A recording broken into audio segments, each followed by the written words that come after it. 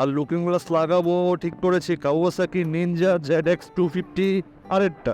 So here is the final looks of my GPX Demon। আর এই মডিফিকেশনটা যে করা যায় এইভাবে আমি বলার আগে আপনারা কে কে জানতেন কমেন্টস করে অবশ্যই জানাবেন।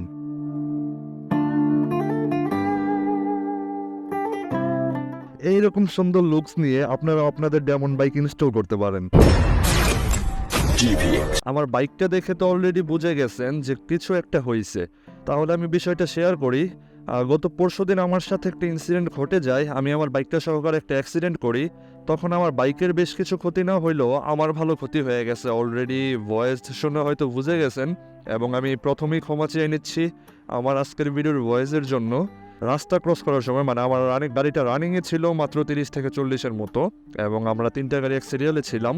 তখন কি হয়েছে, একটা লোক দক্ষিণ থেকে হুট করে দৌড়ে এসে সামনে আমার সাথে ক্র্যাশ করে, এবং আমার লুকিং গ্লাস ভেঙে আমার হেলমেটে এসে বাড়ি খায়, এবং এত জোরেই বাড়ি খায় নাক ভেঙে টোটালি ব্লাড বের হওয়া শুরু হয়। এখন পর্যন্ত এখানে যদি লক্ষ্য করেন ট্যাঙ্কে এখনো ব্লাড লেগে আছে বেশ কিছু জায়গায়। আমার যে চাবি রিং আছে GPX এখানেও ব্লাড লেগে আছে, টোটালি অনেক ব্লিডিং হয়। অ্যান্ড সেই সাথে আমার হেলমেটটা তো ব্লাড লেগে আছে। এখন যেহেতু আমি হেলমেটে ক্যামেরা মাউন্ট করে রেখেছি সেহেতু আমি আর আমার হেলমেটটা দেখাতে পারছি না।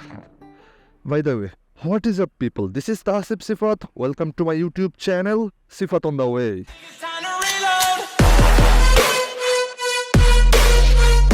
তো আজকে আমি চিন্তা করলাম একটা প্রোগ্রাম আছে এবং আমার লুকিং গ্লাসগুলো লাগাতে হবে, অ্যান্ড হ্যান্ডেলবারের গার্ডটাও ভেঙে গেছে, ওইটাও লাগাতে হবে। আর এখানে কিছু স্ক্র্যাচ খাইছে, এটাকেও রিমুভ করা দরকার। তো এখন আমি যাব শরীফ মোটরসে এবং যে আমার বাইকটাকে আমি রেডি করব।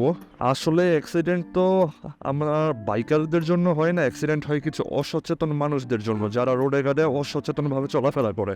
সিম্পলি আমার বাইকে কিছু স্লাইডলি কাজ ছিল, সেই কাজটা শেষ করে আমি মোটামুটি বাসার দিকে রওনা হচ্ছিলাম। সেই তখনই একটা লোক আমার স্পিডটা এতটা বেশি ছিল না যে আমার নাক ভেঙে যাবে। আসলে স্পিডটা ছিল আমার 30 থেকে 40-এর মতো। আমি মাত্র গিয়ার 2 থেকে গিয়ার 3-তে শিফট করে মাত্র অ্যাক্সেলারেট করছি, সেই সাথে সাথে একটা লোক দৌড় দিয়ে এসে আমার হেলমেটের সাথে বাড়ি খায়, আমার লুকিং গ্লাস এগুলো ভেঙে। আলহামদুলিল্লাহ যে আমি বাইকটা নিয়ে ক্র্যাশ করি নাই। যদি বাইকটা নিয়ে ক্র্যাশ করতাম তাহলে হয়তো বডি কিট কোনো কিছুই থাকতো না, কারণ সাইডে ছিল ফ্লাইওভারের কিছু এরকম পাথর অনেক কিছু ছিল।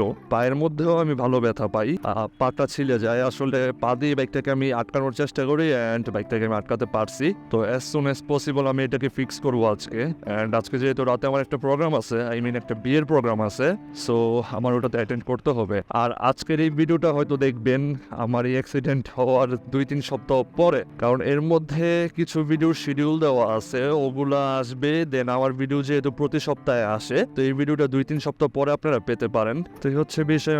আসলে কিছু মানুষ, অসচেতন মানুষের কারণে রোডে ঘাটে এরকম প্রবলেম হয়েছে। আর GPX যেমন বাইকটা এত ওয়েটেড একটা বাইক, এই বাইকটা আসলে কোনোভাবে কন্ট্রোল করার মতো না যদি এটা ইমব্যালেন্স হয়ে যায়। তো এখান থেকে যাব শরীফ মোটরসে, অ্যান্ড যেই ফাঁকা জায়গাগুলো আছে ওগুলো ফিক্স করতে হবে। আর লুকিং গ্লাস লাগাবো ঠিক করেছি কাওয়াসাকি নিনজা ZX 250 আরেকটা। কাওয়াসাকির এই লুকিং গ্লাস ইনস্টল করতে গেলে আমরা সবাই কম বেশি একটা সমস্যার শিকার হই, আর সেটা হচ্ছে এই গ্লাসটার কেবল।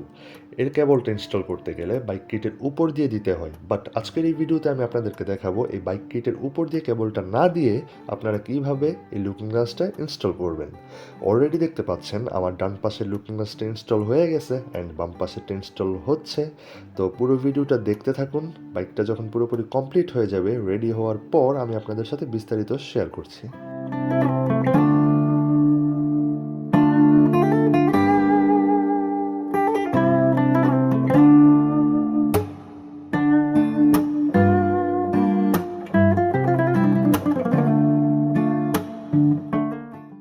So here is the final looks of my GPX Demon.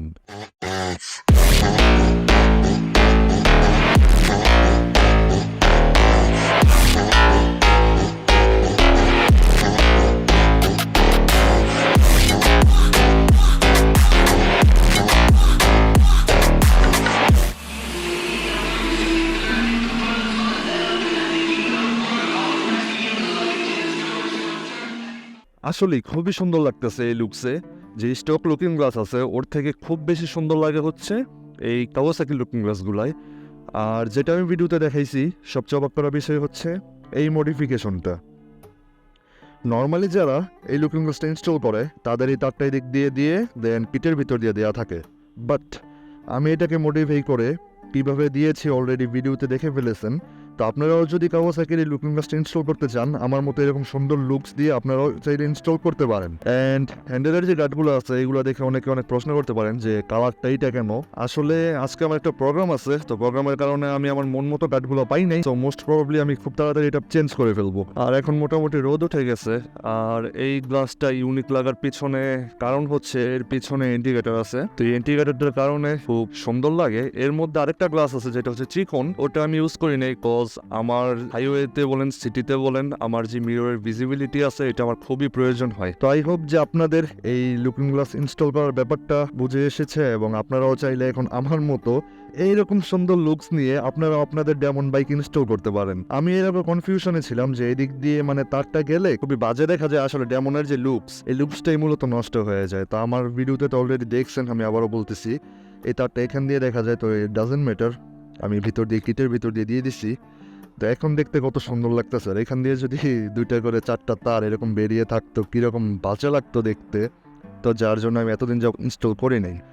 আর স্টকের যে লুকিং গ্লাসটা আছে ওইটা আমি দুইবার লাগাইছি, বাট ওইটা ভেঙে যায়, অনেক নরম, অ্যাজ লাইক মাই হার্ট, মানে অল্পতেই ভেঙে যায়। অ্যান্ড আজকের ভিডিওতে এই জিনিসটা যদি আপনাদের ভালো লেগে থাকে তাহলে আমাকে অবশ্যই জানাবেন।